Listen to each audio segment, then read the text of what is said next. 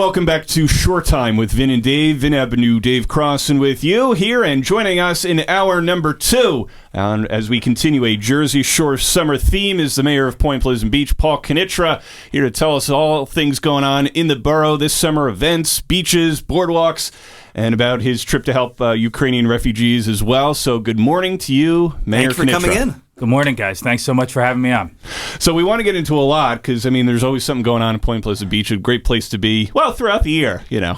We think so. It's not like tumbleweeds. We're working on it. It's come a long way since I was a kid. So what are some of the things that, we'll start there. Some of the things that you've done in the last couple of years since you've gotten into office as mayor. Well, look, everybody knows Point Pleasant Beach for our great beaches, our boardwalk, the ocean. We don't have any problem attracting people, from June, July, sure. and August. We're packed. We go from an annual year-round population of 4,500 people to, on any given day in the summer, we could have 50,000 people in town. There it is. So those numbers move up pretty quickly. But, when our administration came in, we really wanted to focus on how do we make Point Pleasant Beach a more year-round viable town for our businesses, and how do we attract families to come and locate and live, work, and play in Point Pleasant Beach all year round. So that's been our focus since we've been in office, and quite frankly, one of the silver linings of this horrible pandemic is the fact that remote work is so prevalent now and has increased so many times that it's more viable to live in Point Pleasant Beach and places like Point Pleasant Beach than it's ever been in history. And even with interest rates going up and things along those lines, it's not ever going to change. You might need to go into the city one day a week versus 5, or one day a month versus 30, 20 or 30. And we're seeing a disproportionately number of the homes turning over and moving to full-time homeowners. We're in the process of working on a year-long commercial that we're going to make for Point Pleasant Beach, focused directly on families and attracting them to the town. And we just have a slew of new businesses opening. We have new events all the time, and we're chugging along. But we are coming into the summer season, and we're super excited about that. Well, you bring up a great point for people that were, say, in the city, and now it's like, okay, I can live out in Point Pleasant Beach. I do have a train. I have the ability, right? You know me, I love a train. I'm just saying, what for somebody who's working remote, maybe only has to go in once a week, they have that option. And now they have a community, a nice downtown in Point Pleasant Beach, and then, of course, the beach to enjoy. Everything has changed. So to show you how, we're always looking at every single angle, when you were talking about the train, I'm always thinking of how can we get commuters more easily back and forth for that too. Yeah. I reached out to a seaplane service the other day, and the CEO and I have been trading some emails because obviously half of New York goes out to the Hamptons, but the other half comes down to the Jersey Shore in the summertime. So we've been trying to talk and see if we can figure out some of these laws and see if there's a possible landing site. And it's very, very early stage, but we leave no stone unturned in Point Pleasant Beach. And why not, though? To your point, everything has changed how people work, and if people don't have to go in cases that they do, the more options, the better. Yep. Especially because, parking in a summer town like Point Pleasant Beach can kind of get tight in trying to find spots in the summer. So I guess if more people are taking mass transit like the trains. I don't know if you just meant to set me up there. Well, we just keep talking about different modes of transportation, but the parking thing is huge. Yeah. And we are constantly trying to find new solutions for more parking. But we just had a new business, local guy, launched a business this year called Point to Point Shuttle.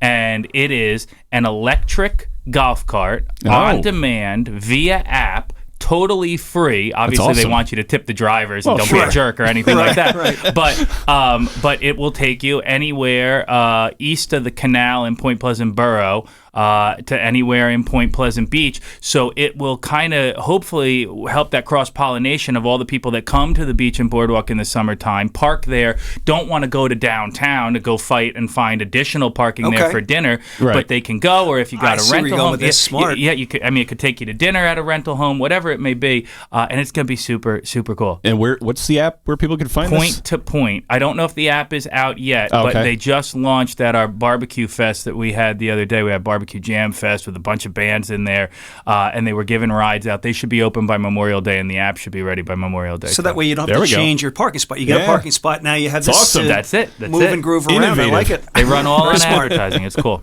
Do you think that doing things like that, taking those types of initiatives, you and the Borough Council, will help traffic even more people to Point Pleasant Beach throughout the summer and throughout the year? Was saying, oh, okay, there's an easier way to commute into Point Pleasant Beach and an easier way to get around where I don't have to worry about finding a spot or driving around looking for a spot. Well, our first commitment is always to the residents, right? So when we make decisions in Point Pleasant Beach, we're trying to think about how we can make life easier for the residents, a little less hectic for the residents, but our businesses are a close second, and that being able to help our economy and drive that in an efficient manner.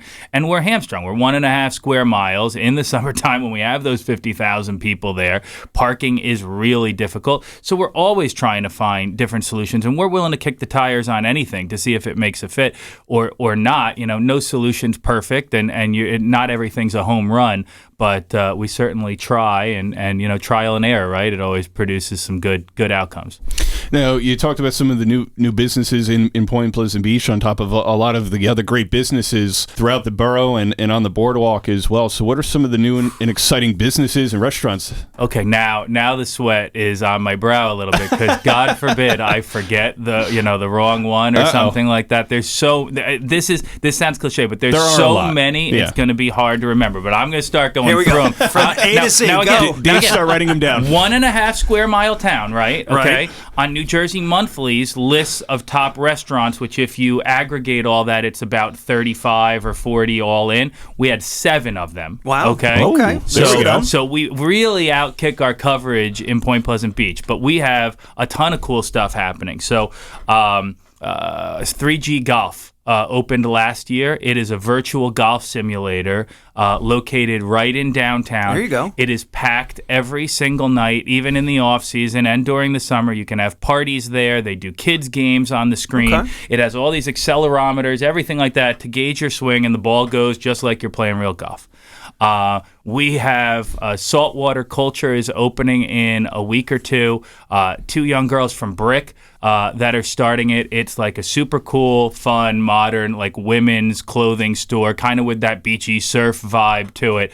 And they put all the touches that guys like us would never even think of. Right, the ground is all these nice little tiles in the shape of flowers, and it's all just done out. I look at how I keep my own situation, and it's very, very impressive. Let me say. The guys who did Reef and Barrel in Manasquan, right? Okay, and some other properties. One of the owners came over from Parker, worked at Parker House. They're opening Boatyard 401 at the old Dukes and Farrell's location at the point where Broadway kind of meets Channel Drive by Spikes. Yes, they have put a ton of money into the space. They've removed the drop ceilings and kind of opened it up and exposed some of the old beams of the old building. They're currently working on getting an outdoor deck for the backside facing Channel Drive, and they've got a lot of fun ideas for music on a lot of different nights, and it's just going to be a super cool vibe. All the guys are really smart in there and know what they're doing. I can't say who or what, but everybody knows the spot. You drive by it on 35 going northbound near Wendy's in Point Pleasant Beach. It's behind the liquor store. It sat vacant for a bunch of years. There's a very cool business that is going to be fun for everybody, good family type restaurant situation that is relocating there. Hopefully the owners will be willing to announce that in the next week or so. Let us know. We'll put it out there. Yeah. I will give them a heads up when I get out of here, and I'll let them know. Let's see. We have a new sweet shop, candy shop. That's going to be doing homemade candy and ice cream and stuff along those lines on Bay Avenue in Point Pleasant Beach. Let's see.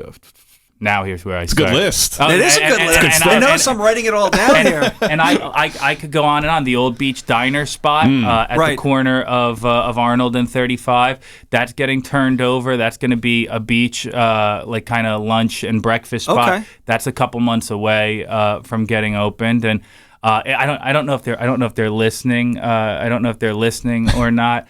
Hope so. But we hope they are. but I've got the chairman of the board of the Count Basie coming into town next week, Okay. and I'm trying to talk them into doing something in Point Pleasant Beach. So if you guys are listening, we're putting the full court press on. Of course they're listening. Right? We want to show you what we got. I can't give any more detail on that, but hopefully shout out to Count Basie. Yeah, hopefully I can let them know a little bit. So there's a lot. I could go on and on and on and on. Okay. But we're really excited. Yeah, there are lots of places to dine and eat. Breakfast, lunch, dinner throughout the course of a summer. While people, for residents of Point Pleasant Beach, for those of us living around Ocean County or Monmouth County, kind of going there to visit for the day, or even for people coming here to vacation. The tourism season coming on. So, what are some of the restaurants or some of those local shops that people like to go into and buy those things, those souvenirs to bring back with them that you feel are that become increasingly popular in the summer? Okay. So basically souvenirs in general, right? Yeah. When you said restaurants, it did ping my mind that I also forgot one other new business. Please. Sinner's Steakhouse opened. Sinner's Steakhouse opened on the Inlet, on Inlet Drive. It's the former Shipwreck Point. Okay. The guys are cool guys. They owned a NASCAR team, like a NASCAR sprint. Wait, is it car. open now? This place? It's open now. Oh, I didn't know. It's open now. I gotta go. They're a cool group, and everybody likes that Shipwreck Point location right Great on location, the Inlet. So they reopened. Now, as for what you can buy when you come to Point Pleasant Beach, obviously there's a lot of great stuff up on the boardwalk, but we have some really unique shops that are opening downtown or that are already doing great stuff. I'll give you if you want to spend a good penny and you want a really nice souvenir.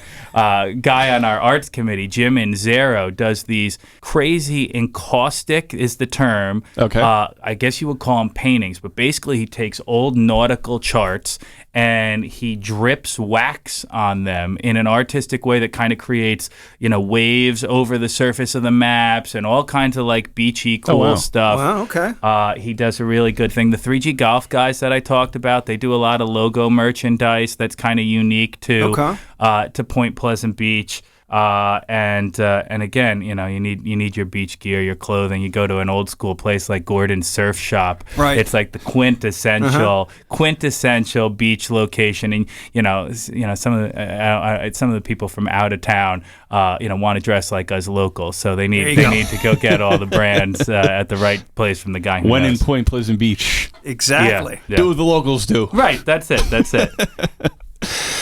Throughout the course of the summer as well, people like to go to different stores and restaurants and different types of businesses as well. Obviously, 2020 was sort of that, how do we kind of navigate through these uncharted waters here? I imagine 21 was a little bit better. But how optimistic are you for a summer season in Point Pleasant Beach where businesses and restaurants and everybody can thrive, and, of course, the local economy? So the pandemic was tough, right? No doubt about that. I think every town lost a couple businesses here or there. But the reality is, in any community, there's some businesses that don't necessarily line up with supply and demand or the financial realities of the situation, everything along those lines. I think we're as strong as we've ever been in Point Pleasant Beach. When I was growing up in town, it was a lot of antique shops and things shut down very, very early. There was not a lot going on. You'd go eat at the Golden Eagle for the early bird special. I'd go with my grandparents. And Point Pleasant Beach is totally different now. And, the council came in, our administration came in, and we thought one of the main components of making Point Pleasant Beach year-round was going to be to put the focus on downtown and, rely on some of the historic attributes that we have, and that being, when you're looking for a place to go in November or April, sure. You think of Cape May, right? You think of Westfield, you think of some of these downtowns that have a lot going on, and it has the right kind of recipe and mix for everything, and we wanted to do that in Point Pleasant Beach, and we've got it. We've got some ordinances that allow people to kind of come in and fix up and restore, and even in some instances totally recreate history that had been lost in the past. And we're allowing them to go up a story or two, on some of the low-flung buildings that don't have any character to make up the cost-value proposition for that. We've allowed in our planning board, we've got a distillery license available in Point Pleasant Beach for somebody who comes in and does the right thing. We just just approved a second brewery along the train tracks. Oh, nice. Okay. Yeah, along the train tracks in an old oil property. The guys came in, and you look at this property, and it's a perfect example of kind of the shift that we're having here. It's just a dumpy, dilapidated property that needed to be remediated. And they came in, and they go, one of these buildings here has the last remaining horse barn from 1870-something in Point Pleasant Beach. We're going to chop the building open. We're going to revive the horse barn. We're going to expose all the beams. We're going to make it the showpiece of the brewery. We're going to put the old clock tower on top of it, and we're going to open up. Passed the planning board unanimously. It's going to be a home run when it opens in kind of an area that was kind of a bit of an eyesore when you come through Point Beach going 35 north. I'm just trying to picture it along the train line. It's close to downtown. It's literally, right? The Welcome to Point Pleasant Beach Yes. mural, the kind of funky 80s, 90s looking one at the train tracks, which I love. It's literally on the other side of that. I know exactly what you're talking about. You would never amazing. think of that property, right? And for somebody to go in and take on that kind of project, that sounds amazing. That's it. And now the Bank of America property that is sat stagnant for a while, that just went up for auction with them, and we anticipate that somebody's going to buy it. I've done my research with the town historian. It's great. Yeah. And the old original Ocean County Bank is hiding underneath it like this very cool... I didn't even think of that. You're right. You got that spot. Yep. It's like an old block bank. We're going to hope that somebody comes in and exposes that and does something well.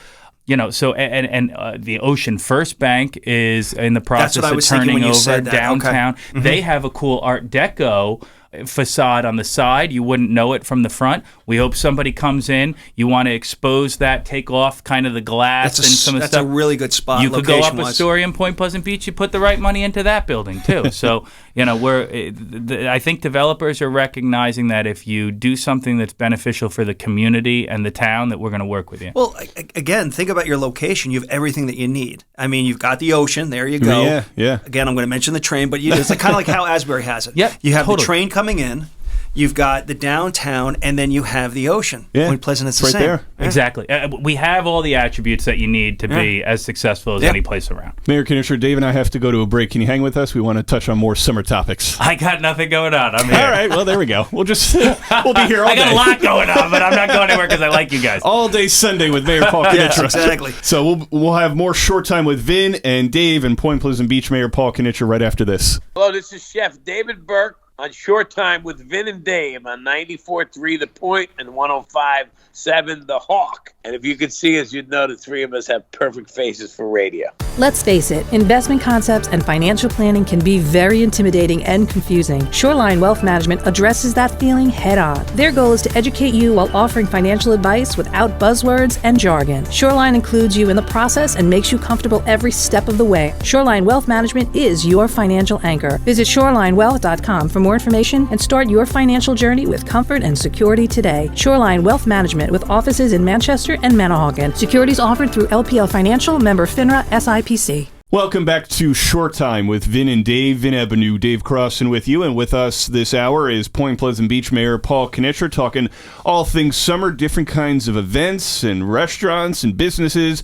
And we're going to get into a little bit more of that here in the second segment. But I want to touch on something that you deserve a lot of recognition and praise and have rightfully gotten some of that so far this year, is your trip to the border in Poland to help Ukrainian refugees there, and then coming back and putting together a benefit concert to help them even further. What led into all that, and how did the concert all come together, and how much of a success was it? It's crazy to think that we're almost 2 months removed from all that, and here we are, and we're still in the conflict, right? It was really just my way of trying to help in my own unique way. All your listeners are sitting around. Everybody's tried to help in their own way, expressing support, making donations. There's a lot of little community fundraisers that have been around. I went to a great one in Lavalette a couple weeks back where they raised $50,000 just in the church recreation building. Wow. And that's happening all across the country. I was fortunate enough, I've traveled. I've been to like 70 countries or so. I've been to Poland, Slovakia, Ukraine, that area. And I have heritage and background in there. And obviously, as everybody knows by now, the Point Pleasant Beach Boardwalk has run with a lot of help from young Eastern Europeans for many, many years. And that just compelled me to go over and use my type A personality to kind of just say, I'm going to try and prepare for every scenario, going to jump in and just try and help in a multitude of ways until one sticks. And since this is conversational, right, I'll give you guys the story that I don't always give, because nobody responded back when I texted the few charities that I knew was there and everything like that. And I just planned. I'm like, okay, well, I can go run to their tents and express support that way. I can bring my own supplies. I can run my own routes. I'll have this van in case anybody needs help. I just went and rented a commercial van in Krakow with my buddy Greg, and we drove it there. One of the last things that I did was, I said, you always see in these humanitarian crises, everybody's always wearing a yellow vest, right? Oh, yeah. So I'm like, maybe we need yellow vests. So we went to Home Depot, and I grabbed 2 yellow vests, ironed on an American flag. Okay. And we went over there, and really, that was like the thing that made us official. Even though there was no authority giving out yellow vests or any kind of continuity of anything, they saw us in the van, saw us in the yellow vest, waved us through the checkpoints, started pulling us over and saying, "Here, drive these refugees to and from the border point." Okay. Charities obviously wanted logistical help and everything like that. So I just by just being the type of personality where, sometimes ready, fire, aim, I'm just going to get over there and figure it out. We were able to get it done. And then coming home, obviously, we wanted to make a bigger impact. We probably helped 1,000 people while we were over in Ukraine. But, when Bobby Bandera, who is awesome, and Southside Johnny, who you had here and helped out with the concert, when they all were willing to jump in for this concert, we said we could really put this together. And obviously, Jenkinson's in Point Pleasant Beach has a great relationship now, and $200,000 was raised. Wow! We're in the process right now of getting Caritas's one U.S. staffer who works at the UN to get some time together. I'm going to go up to the United Nations and hand her the check, and then I'm going to go down to D.C. and hopefully Jose Andres or some of his staff there, we're going to hand the check to them in person. It's going to be about $100,000 each. That's awesome. That's fantastic. So we're happy, and we felt so good as a community doing this that we're going to find some way. And people always are like, well, you should be helping X or you should be helping Y. Right, yeah. And rather than get cynical, I go, we should be helping X and we should be helping Y. So we're going to try and find a way to do the Point Beach Cares concert every single year. Okay. That'd be awesome. And maybe for a different charity every year. And our community loves to help. Jenkinson's loves to help. That April weekend is kind of, a quiet time, but us locals love to just throw on a hoodie and some shorts and jeans anyway and still go out. So it's going to be an annual thing, and we're super excited about it. There you go. And some concerts and different events coming up this summer as well, over the next few weeks and months as well in Point Pleasant Beach. So along those lines of concerts, different events, I know you have the Offshore Grand Prix coming up next month as well. So what are some of those type of concerts or events that people can look forward to? Okay, so the first and most important thing, and everybody has a short memory when they hear, like planning events now with social media and everybody used to it being in front of them all the time. Right. It's in one ear and out the other ear. You got to really plant it in somebody's brain. You know that you do the social media event. You've always got to kind of keep stuff in front of them. But this one's close enough where everybody listening should be able to mark it in their calendars, because we've got just. It's gonna be a totally sick weekend of June 10th, 11th, and 12th. That's when the offshore boat race is coming, and it's the full offshore boat race. Pre-pandemic, Friday night party, Saturday night parade, and trials, and Sunday the boats going in and everything. And I assume last year, just for the listeners that don't know, they managed to talk both Vin and I into the cockpit of these. It was like one of those speedboats or whatever, right? They're speedboats that go like 100 miles an hour, and you're pinned to the back of the seat. And when they plane up, it's not like a normal boat. When they plane up, and Vin and I are tall guys, when they plane up, you can't see anything. You can't see the water. Really? You can't see the beach. Oh, wow. And you're not going for a cruise either. So not sightseeing out there. The one guy is the throttle guy, and you're the driver. So you're like, holy crap! I think I'm going straight, and you're just trying to lock in and pray that you do it, and they punch it, and you go, and that's what I was trying to do in steering the wheel. He's like, turn left. I was like, oh, I was like, we're not that far. Kind of going up close to the rocks along the inlet there. I'm like, oh, here we go. If you're going that fast, think about that. I mean, wow. It's unbelievably adrenaline pumping and awesome, but let's be honest, scary as hell. Now, they'll probably talk Vin and I into doing it again this year. Now you're strapped as well. in, right? You've got a you're you're not 5-point harness, everything. Right, okay, all right. You're safe and secure and ready to go, but it's like once you start going in there, it's like, whoa. Do we need to get Dave out too as well? That'd be the deal? yeah. You know what? I would get Dave do into the boat. Okay, so that weekend it's full, but also on that Saturday, our recreation department is having the Battle of the Bands, and we're bringing in bands from all over the shore, and they're going to compete for a grand prize. Don't ask me what it is because I forgot. I don't know what it is. A signed autograph so that's picture of Paul Jenkinson's Kanitra. is where the concert's going to be? No, it's going to be at our band show in the Little Silver Lake parking lot. Good catch. There you go. And that's an underutilized venue that we're looking to. And that's June 11th, yep, Saturday. June 11th. Is that the Saturday? That's going to be great. Saturday, June 11th. Got it. Okay. Yeah. Very cool. Look, the summer, we don't need a ton of events, but we have a ton of 5Ks and walks and everything like that. Seafood festival too, or something, right? Let's talk about when is that? Seafood festival is coming back completely full again. That's usually about 30,000 people in our downtown area. Just a few people. Wow. It is, and I'm gonna make this claim here. I want to put this officially on the air, so there's a record of it. All right, here we go. I'm calling Point Pleasant Beach the seafood capital of New Jersey. Wow. There it is. It's a bold statement. And okay. here's why, okay? And I got the facts. I got the facts to back this up, okay? Tell me another town that has the commercial fishing operations that we do. Our clamming operations, I think, are the third largest in the East Coast of the U.S. Okay. We obviously have all the head boats and all the charter boats that you can go out and that you can do that. We have a ton of marinas, and we have the recreational boats that go out. And then start reeling off the seafood restaurants, right? You've got Spike's. You've got Point Lobster on Channel Drive. You've got Point Lobster Bar and Grill downtown. You've got the new lobster roll place that came onto Arnold Avenue that just specializes in lobster rolls. You've got Shore Fresh Seafood. You have the Shrimp Box. You have offshore seafood and restaurant. You have Red's Lobster Pot at the inlet. You can go. And I'm sure I missed a couple I have too. to mention.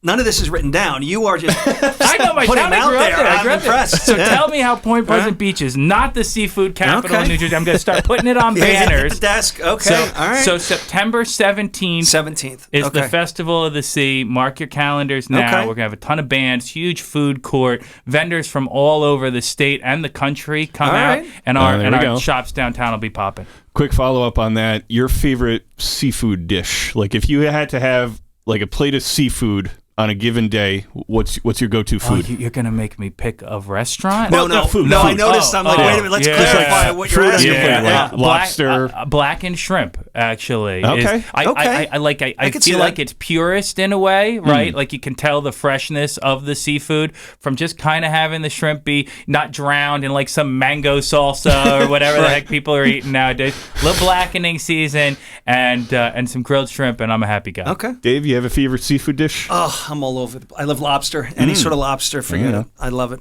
Some crab cakes? Yeah, we're blessed to have good seafood here. There we go. I know all the viewers are going to be calling in and I'm glad saying, they didn't put them I'm glad they didn't put them on the spot. Like, tell us the one restaurant of all your restaurants. Which is your favorite? No, I didn't mean that. I still am an elected official. I would have declined and walked out the door. Well, the mayor said. And then they'd advertise it in their window. Yeah. It's like the scene from Elf, best coffee in the world. Yeah. Congratulations, you did it. Congratulations.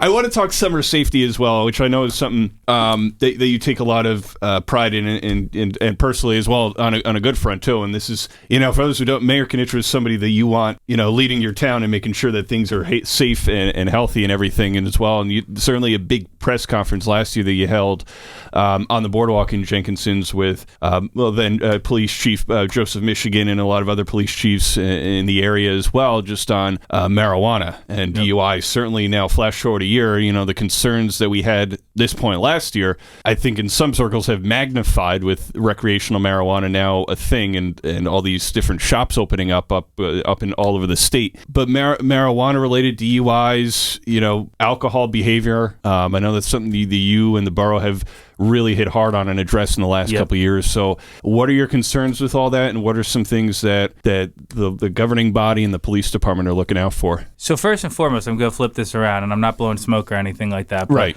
I think you deserve a lot of kudos as a media personality for portraying things in a very objective manner on all these subjects. As an elected official, you see a lot of unobjective reporting here. And for towns like Point Pleasant Beach and up and down the shore that are simply looking to keep their residents safe and stop chaos, right? Objective reporting is certainly very important on this topic. This is the thing that keeps me up at night. When I ran for office, one of the main reasons that I ran it was simply because I talked with virtually the entire town in Point Pleasant Beach. You knock on every door. I knocked on every door twice. And everybody's concern was the chaos that had been kind of growing on our beach and boardwalk for a period of 5 or 6 years. So we came in before this crazy marijuana law, right? And we already were focused on how do we give Point Pleasant Beach back to the families? How do we focus on that? From an economic standpoint, it makes a ton of sense. Sure. Bring a family into town, they're going to put the kids on all the rides, buy lobster rolls. Dad might have, a drink, and they go in the arcade, spend a ton of money, and they leave.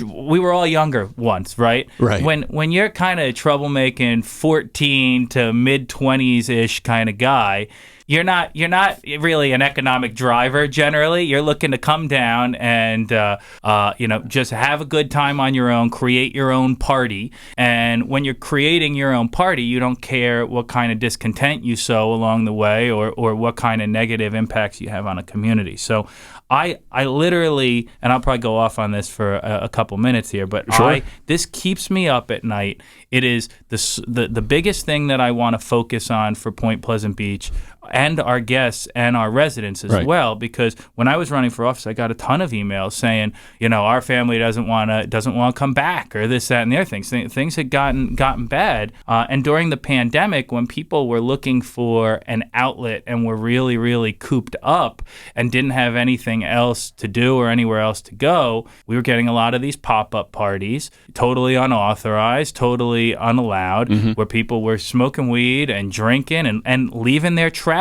behind, which is an environmental nightmare. All these chip bags flying into the ocean. We're pretty environmentally friendly in our beach towns here up and down the coast. So it's been a gazillion steps to try and rein this in.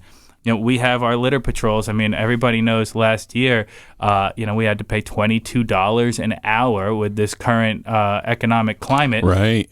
To get people, I'm a big, strong proponent of broken window theory, okay? I think if you come into a town and you're not from that town and you don't know what their laws and their rules are and, don't have a stake in that community, if you come in and it looks like garbage, you're going to treat it like garbage. So, our ethos is, you come into our little Silver Lake parking lot, you come on Ocean Avenue, we don't want you to see a bag, we don't want you to see a plastic bottle, we don't want you to see trash, because then you're more inclined to go, I'm going to throw it out the window myself too.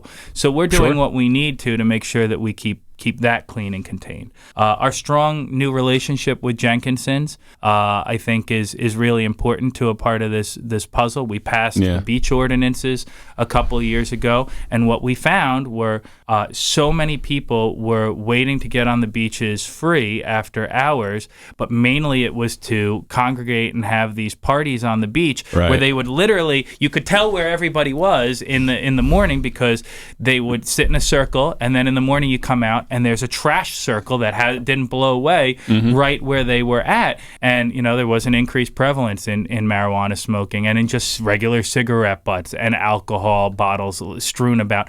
And the residents were losing their minds. In fact, a local group of women started every morning going up and down the beach and cleaning it. Well, they didn't need to starting last year because we had these ordinances in place and we got things under control. We reduced the size of coolers because you can't trick the 14-year-old badge checker if you have a smaller cooler and you're trying to hide a bottle of goose in the bottom of it, right? It's easier for them to find it. And we increased the age of the badge checkers so that if they were dealing with contraband, it all lined up and you didn't have such young kids having to do that in terms of checking the coolers. And it really all came together. I across town, across our businesses, from residents and guests alike, we heard that last summer was the year that the families came back to Point Pleasant Beach and everybody was thrilled. Now fast forward to this summer, right? Yeah. Again, you can't take anything for granted, and we're trying to make sure that we handle that accordingly. So you can't tackle marijuana from sight or smell. It can't be about marijuana. It's not a Schedule 2C violation or anything like that anymore. You're not going to jail for it.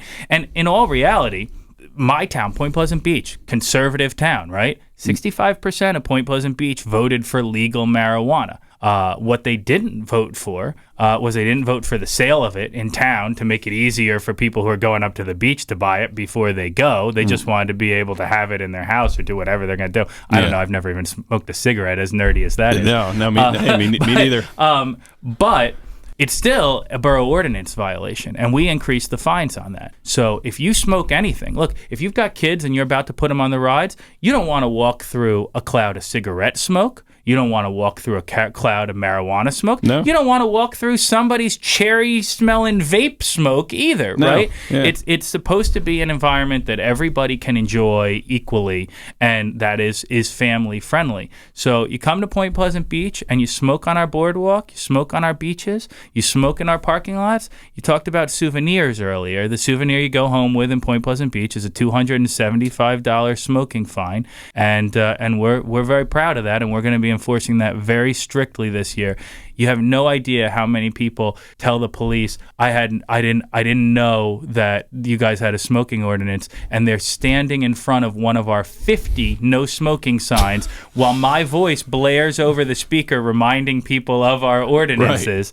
Right. And it is what it is. It's a shame that we have to crack down in ways like this and micromanage the situation, which I'm not a big fan of big government by any stretch of the imagination.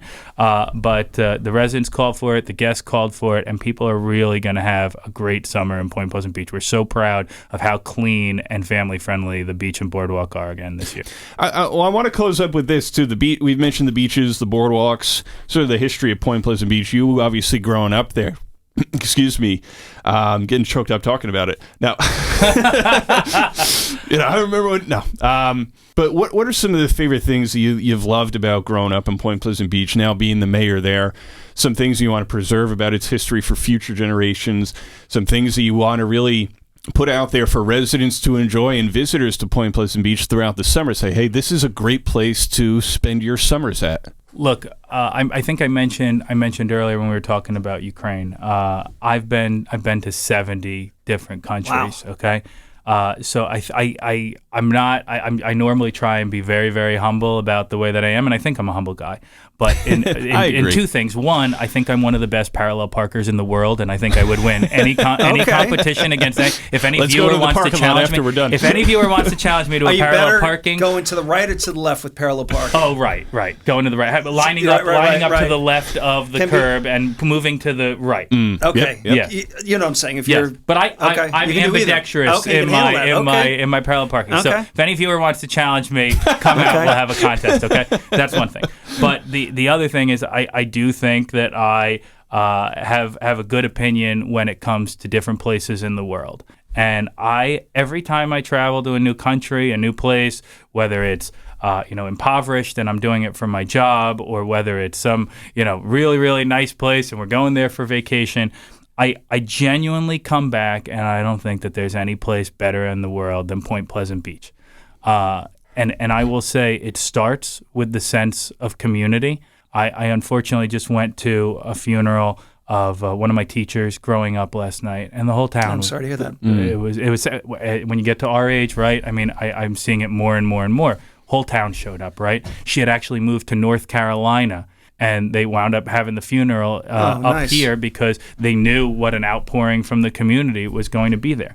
My town has 4,500 residents. I have about 150 of them. Think about what percentage of that there is in the town that volunteer their time on a committee or helping us clean stuff up. My arts committee has 30-some people on it. My recreation committee has 50-some people on it. My senior committee has 30-some people on it. And that's for a 1.5 square mile town. Sometimes, you don't want to have any dirty secrets in a small town, and you don't want to have any drama because that'll follow you forever, and everybody knows about it. But the sense of community you get in this day and age where people are so social media focused and they have kind of fake social lives and it's not real, and they're hiding in apartments, and they're very lonely in a lot of ways. Point Pleasant Beach has this sense of community where you feel like you belong.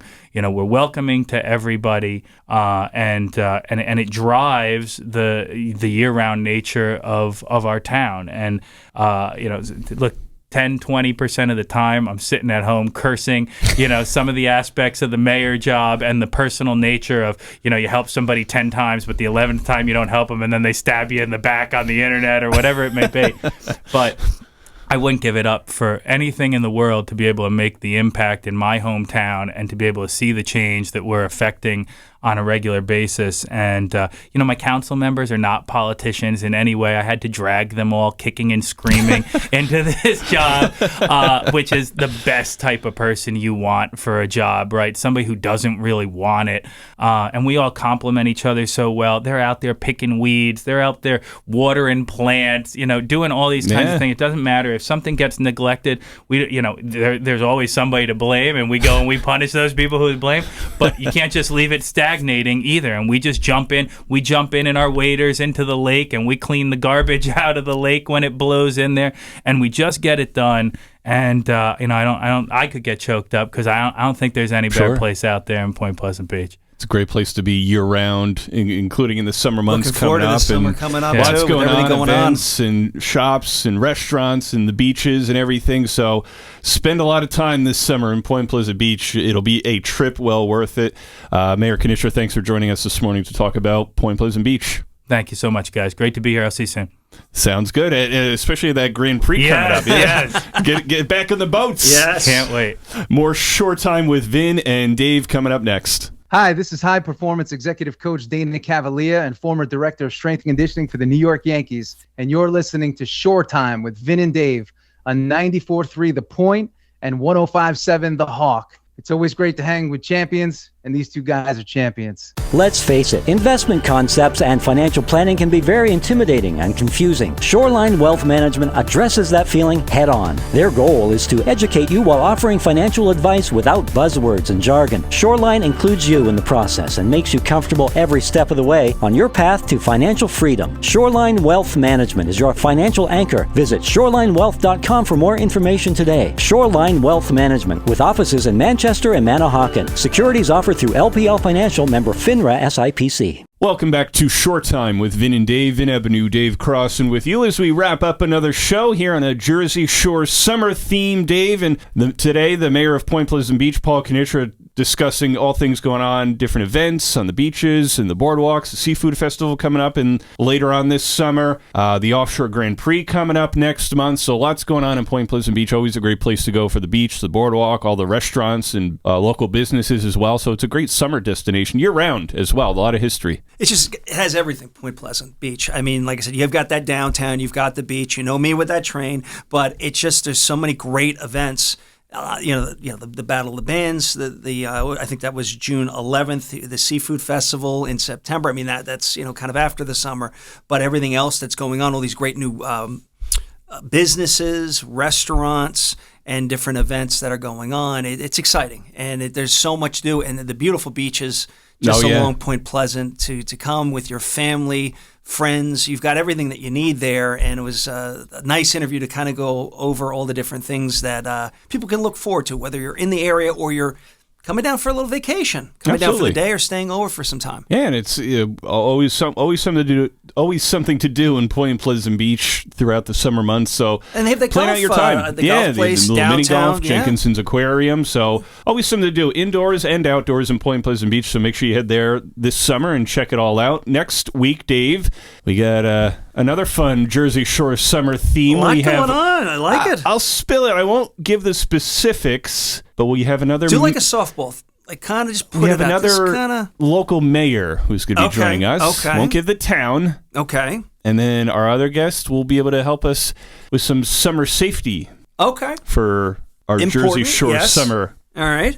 here in Ocean County. Monmouth Okay. County, too. That was well done. Yeah. You put it out there. So there we go. Nice. There it is. There Little it is. teaser, if you will.